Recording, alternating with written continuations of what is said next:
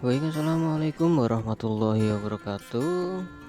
Tetap semangat para siswa-siswi yang hebat, khususnya siswa-siswi SMP Negeri 1 Ndoplang. Baik, dalam pertemuan kali ini kita akan masuk kepada bab kelima, masih dalam mata pelajaran bahasa Indonesia kelas 8 SMP, yaitu kita masuk pada teks eksplanasi ya, teks eksplanasi. Mungkin kalian masih asing dengan bahasa ini, eksplanasi. Nah, maka dari itu jika penasaran, kita lanjutkan saja. Ya, kompetensi dasar pada materi kali ini adalah mengidentifikasi informasi dari teks eksplanasi berupa paparan kejadian suatu fenomena alam yang diperdengarkan atau dibaca dengan memperhatikan struktur, unsur kebahasaan dan isi secara tertulis ya. Kemudian menelaah teks eksplanasi berupa paparan kejadian suatu fenomena alam yang diperdengarkan atau dibaca. Kemudian meringkas isi teks eksplanasi yang berupa proses terjadinya suatu fenomena dari beragam sumber yang didengar dan dibaca.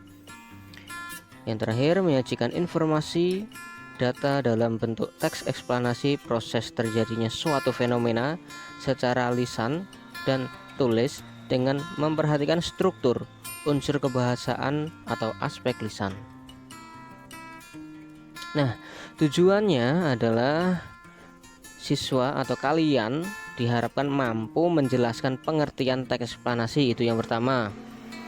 Yang kedua, meringkas isi teks eksplanasi yang berupa proses terjadinya suatu fenomena dari beragam sumber yang didengar dan dibaca. Yang ketiga, menyajikan informasi data dalam bentuk teks eksplanasi proses terjadinya suatu fenomena secara lisan dan tulis dengan memperhatikan struktur, unsur kebahasaan atau aspek lisan. Nah, itu tujuan dari pembelajaran ini. Kalian diharapkan mampu untuk menerapkan 3 poin tersebut. Baik, kita masuk ke pengertian teks eksplanasi. Pengertian dari teks eksplanasi adalah teks yang berisi penjelasan-penjelasan tentang proses, mengapa, dan bagaimana dari suatu topik yang berhubungan dengan fenomena-fenomena alam maupun sosial yang terjadi di kehidupan sehari-hari.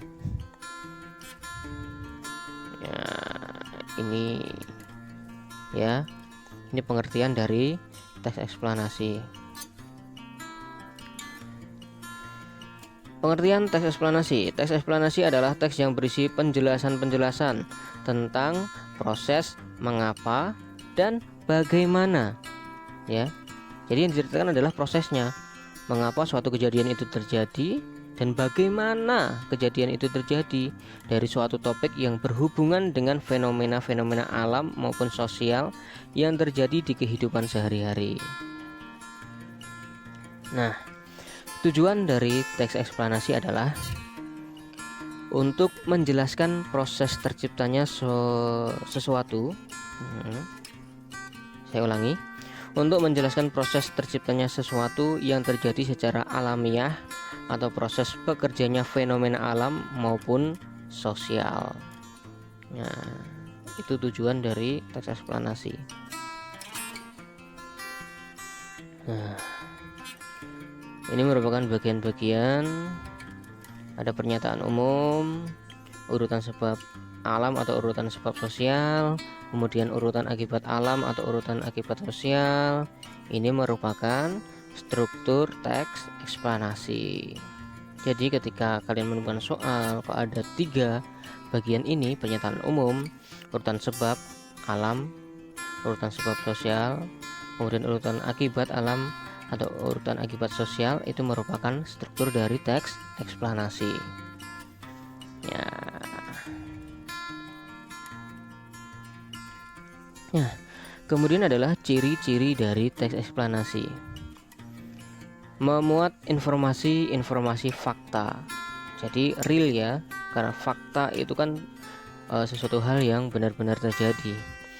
Kemudian 2, membahas suatu fenomena yang bersifat keilmuan atau ilmu pengetahuan, kemudian bersifat informatif dan tidak berusaha mempengaruhi pembaca untuk mempercayai hal yang dibahas di dalam teks.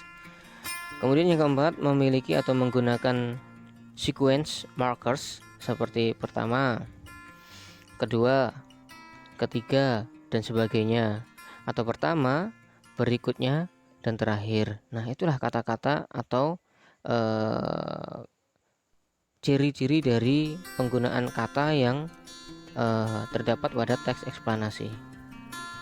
Nah, kemudian bagaimana cara memahami kaidah kebahasaan teks eksplanasi dalam teks siklus hidrologi? Ini merupakan contoh, ya. Nah, seperti ini bagannya. Tanah longsor. Kenapa bisa terjadi tanah longsor? Penyebabnya adalah 1, gaya penahan, ya. Bagan kedua, gaya pendorong. Dari bagan gaya penahan turun lagi lereng yang terjal, tanah yang kurang padat dan tebal, batuan yang kurang kuat, jenis tata lahan, adanya material timbunan di tebing, bekas longsoran lama, adanya bidang diskontinuitas. Nah, kemudian turunan dari gaya pendorong itu ada getaran, susut muka air, danau atau bendungan, adanya beban tambahan, pengikisan atau erosi, penggundulan hutan, kemudian hujan, kemudian yang terakhir adalah tempat pembuangan sampah. Nah, itulah penyebabnya.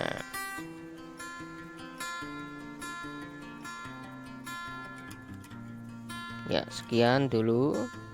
Itu merupakan materi pada kali ini, ya. Nanti untuk pengayaan bertemu pada video berikutnya.